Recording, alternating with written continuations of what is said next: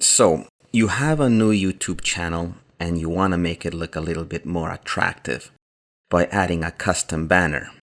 Well, you've come to the right place. This is what a new YouTube channel looks like. All I have done is add a sample banner. I will take you step by step to create this banner using a free program called Canva. You can then use the skills you've learned to create your own custom YouTube banner. So let's get started. If you don't already have a Canva account, go ahead and sign up for a free Canva account and then open Canva. Once you have Canva open, first thing you want to do is search for YouTube banner. And you can see here by highlighting over it, it automatically selects the right dimensions, 2560 by 1440. So go ahead and click on that. Now we can use one of these pre-made banners, but for this purpose, we're going to create a blank YouTube banner.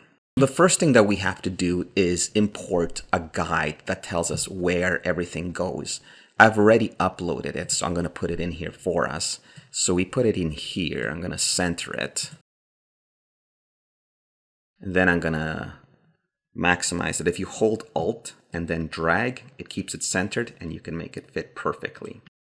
Now, just a few things about this picture that we see here. This shows us in this area that says text and logo safe area. This area will appear on all devices, meaning phones, tablets, desktops, and big screens also. This is the area we want to pay attention to so that it appears, so that your banner appears correct on every device. So we don't want to have this image here the whole time. So what we're going to do is create some guidelines using this template so that we can work easier. I have the ruler here already set up, but if you don't have it, you just go here, show rulers, and then you click on it like this, and it'll show you the rulers. Or you can just simply click Shift R, and it'll toggle it back and forth. So let's leave the guides on right now. So drag the guide down.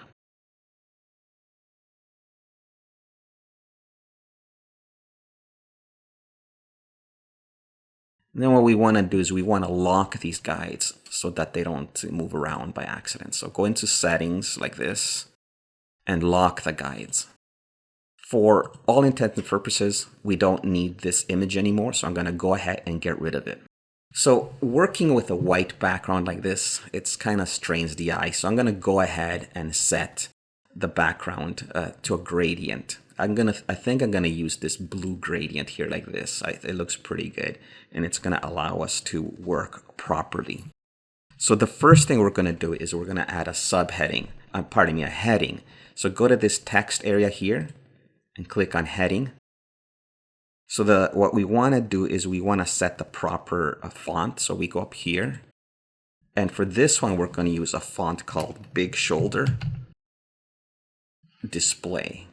So hit it, and then we're going to set the font size to 130, and then we're going to just position this. Actually, let's put this to white also.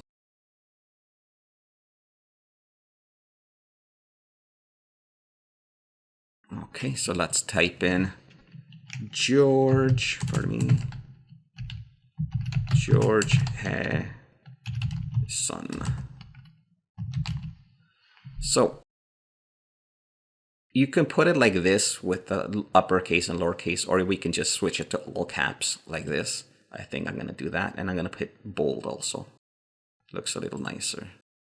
So let's go ahead and move it up here where we think we're going to want it. So that's the first one. The next thing we're going to want to do is create a subheading. So we click on Add Subheading here. So again, let's set the proper fonts first. For this one, we're going to use, it's called B Vietnam right here. We're going to set the color to white also. and we're gonna call it computer school. So let's move this where we think we're gonna want it, maybe around there. Let's set the font to 49. I think should be good. I'm actually gonna add a background, a white background to this so it looks a little bit better. So let me change the font color first of all. I'm gonna put it to, it's kind of a black, an off black. Oh, I didn't select it. Let's select it again. And now we want to put a white background. So we go into elements here and we go to shapes. We can select all shapes like this.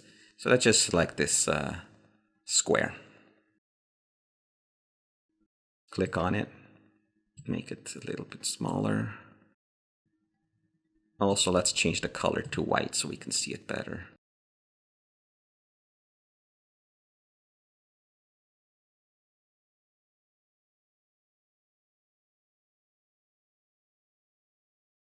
So this, I'm gonna make it also all caps.